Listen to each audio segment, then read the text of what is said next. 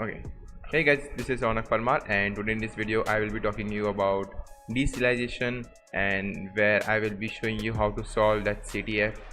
And this video will help you to understand the very basic things of deserialization. So let's start with this. So let's first talk about what is deserialization, but before that we should know what is serialization. So the statement says that it is a process of translating data structure or object state into byte stream format that can be stored on disk or database or transmitted over the network. Means any objects or any class which gets, and that all the objects are getting serialized in a single line or single stream, and that thing is being saved in your database or any file or anything. And deserialization is just exactly opposite, where your stream bytes has been saved in a file which is getting again deserialized, and it's converted into its original form. So let me give you a basic example what it can be. So it's about like zip and unzip. So when you have many large number of files, where you zip the file, so zipping the file, you can say you are serializing the file, and when you again unzip the file to take back into its original form, where you were having 20 to 30 files, so that is what is called deserialization. So the question is, but how deserialization is vulnerable, right? So you are serializing your files and you again deserializing your files, so you would be thinking that how this can be vulnerable. So let me give you an example. You can pause it and read it right now, or I'll just talk about this. So suppose you are playing a game, and where you have saved your game at level 5, so and you're not able to complete the level 6. So what you can do is that you have a saved file with .save. so you open that file and you see that there are objects or JSON values which states your name, your profile, your health, your level, and etc. So what you can do, you would just change that file, change that name from level 5 to level 6 or level 7. So whenever you load that game back to it, it will deserialize that whole Java or whole JSON stream, and again your game will load from level 7. So this is what it is. When you save the game, a file is created which you can call as you are serializing your objects, your state of the game, and when you load that file using that saved that file, you can say that you are deserializing again that whole stream into its original form. So let's talk about this in its coding way. So suppose this is the class in Java, I mean in PHP. So you have a class named place, and where we have 3 public variables, which is 1, 2 and 3, which value is Bangladesh, Rajasthan and Delhi. So when you serialize this on line 10, you can see we have kept a name for our class name, which is obj object, and on 12 we are serializing that file, and 13 we are just doing an echo to get that serialized file. So when we do echo, we get something value like this, which is a JSON value. So O means your object name, and 5 means the length of your string, and the value of the object is place. So place, it's 5 characters. Then this 3 means the number of values or number of variables it has. It has 3 variables, which is 1, 2 and 3. So 1 variables, its value is Bangladesh, 2 its value is Rajasthan, and 3 its value is Delhi. So S means the string, the variable that is defined is a string and not an integer, and 3 means again the length of your string, and again here 10 means the length of the Bangladesh. So to get some more information about this, we can check out this document of PHP, where they have explained. So yes, if you have any I integer, that means I is the integer value, which could be 1, 2, 3, anything. B will be the boolean, that a variable you have defined is a boolean variable, is a boolean one, and it will not be saved as true or false. It will be saved as 1 or 0. So 1 means true and 0 means false. N will be none. So suppose you are, if you have something is defined and which is null value, so it will be n.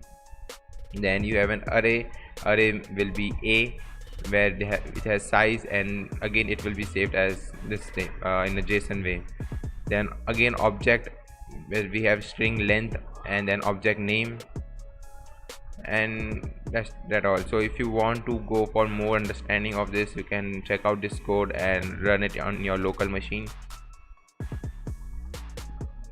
So let's check out this in Java. So serialization in Java is the same way as PHP. So you have an object which name is student object, then it has three variables called Raj, and age, name, age 25, subject English. Then we use an object output stream class which has a method called write object.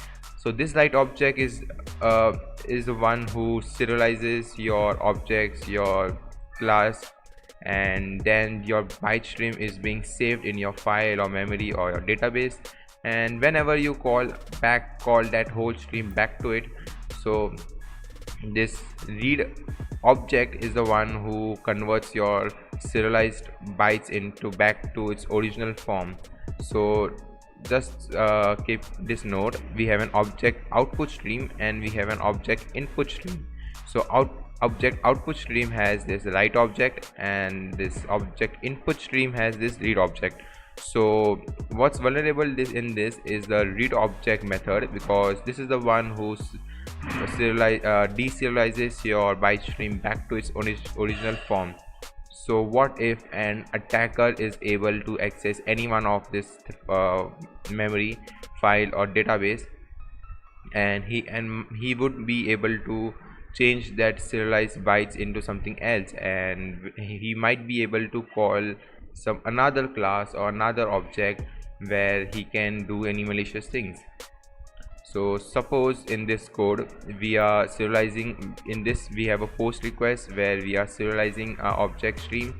Then in this second code, the implementation of user class, where you can see the user class is being called, and what user class is doing is just rendering the name. So whenever your serialized byte deserializes again, so whenever it comes back to the user class, it renders and it displays the name.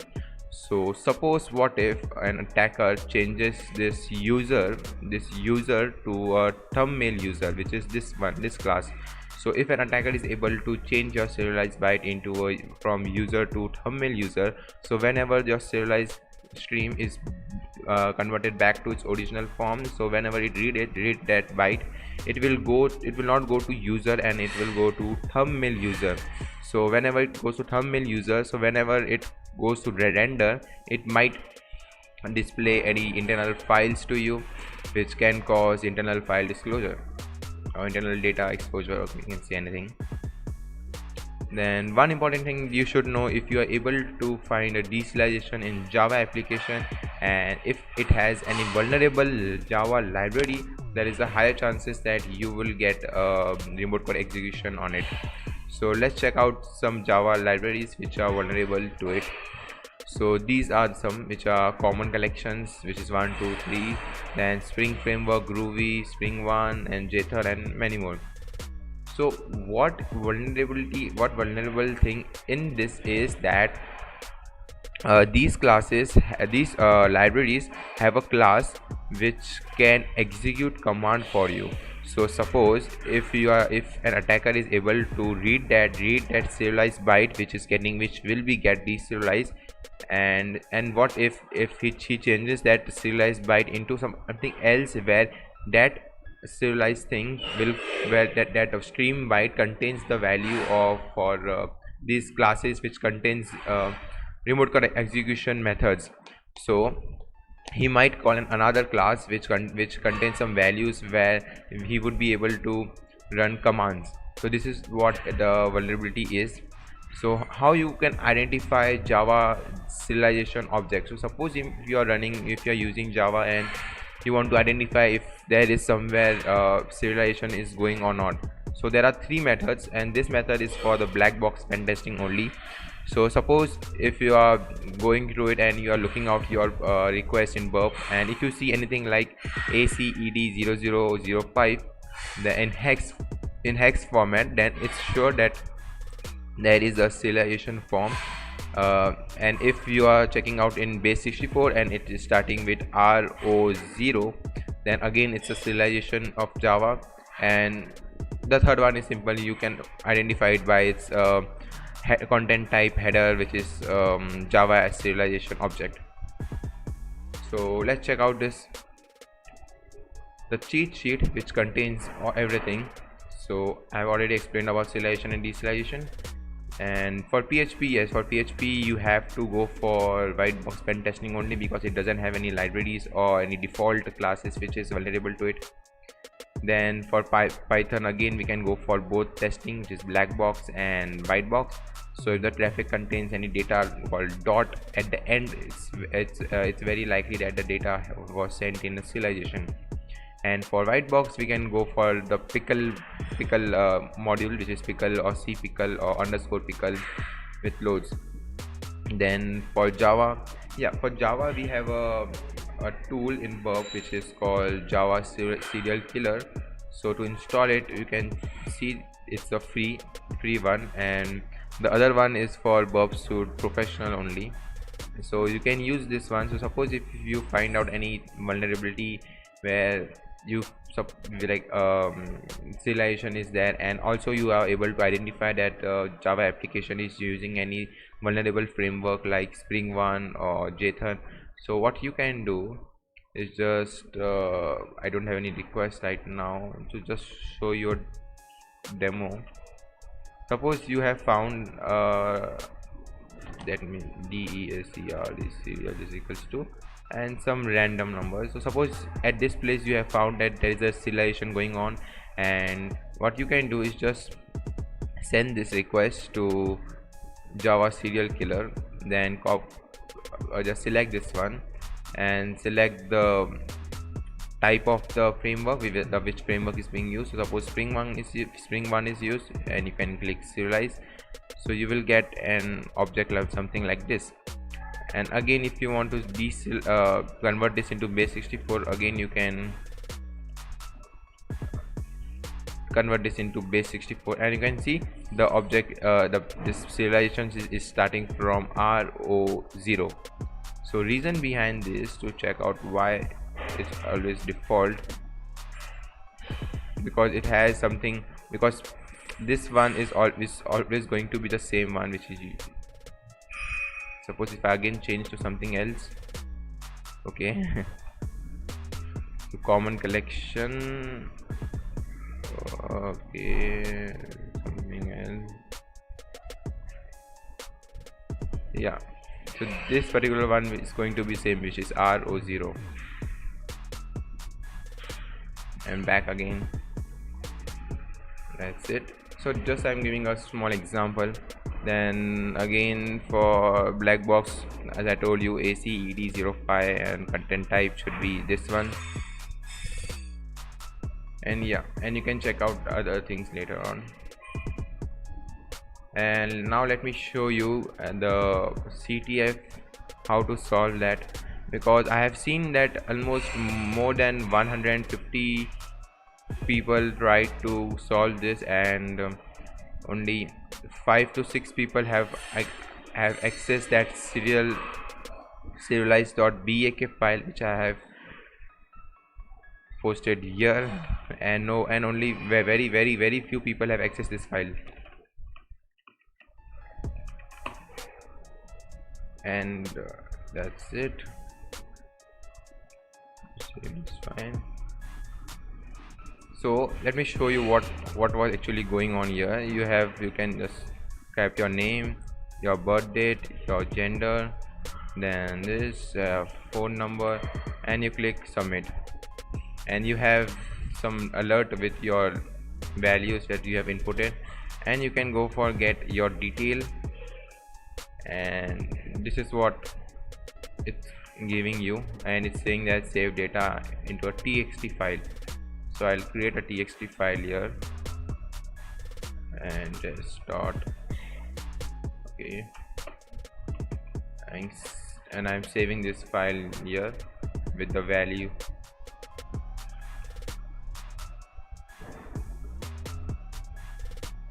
Okay, and we have one other option which is called upload a file. So when you click this and you upload this txt file,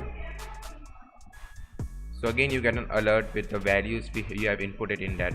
So it means like you don't need to again write all those details back. You can just click here and upload this txt file and submit it, and you have all those details here. So if you check out this code, you can see that at this part, if it's checking if is there any file in the post request or not. So if it is, then it checks for the extension, and if the extension is equals to txt, the file will be moved. And the last part, the main interesting one, is this unserialized. So your data which was in base64 is getting it's first getting decoded, and then it's getting unserialized. So let's first deserialize that whole stream. So I'll just copy this decoder and paste it here, and decode is back to base64. So what you see is there is a O which is object, and the object name is save. So if we search for save here, we find on line 134 we see public variables is name, birth date, and email, phone.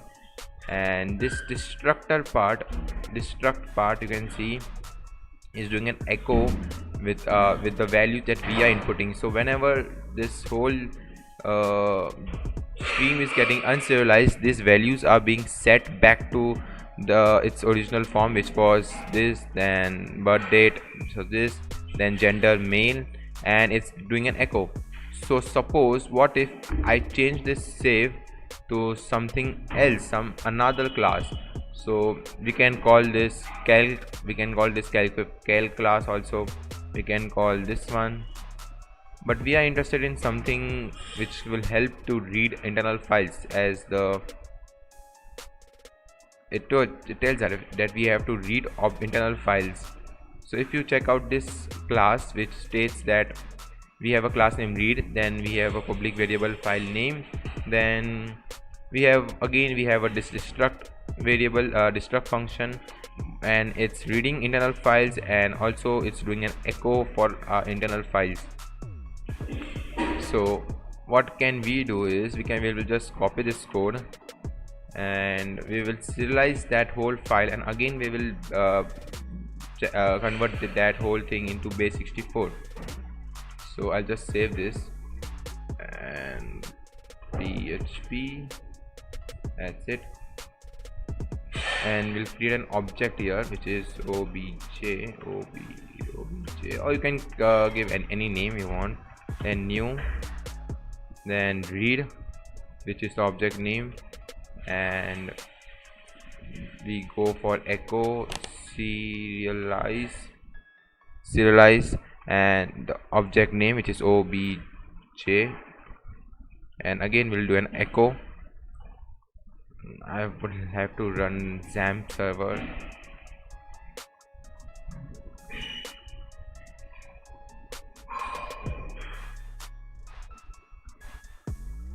Okay, so this is what it is. So now I want to convert this whole thing into base64. So again I'll do it base64 encode and code encode, and now I got this file. So but I have to first set this variable name, and the variable name would be, and since the machine is running on Linux, so I would have to do etc passwd, and I got this file. And now if I again set it to unserialize during uploading a file which is at this place,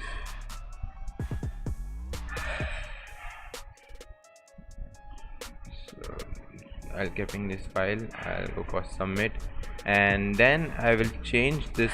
Let me send this first to a repeater, then we'll click this and we will paste that whole value which we just deserialized it.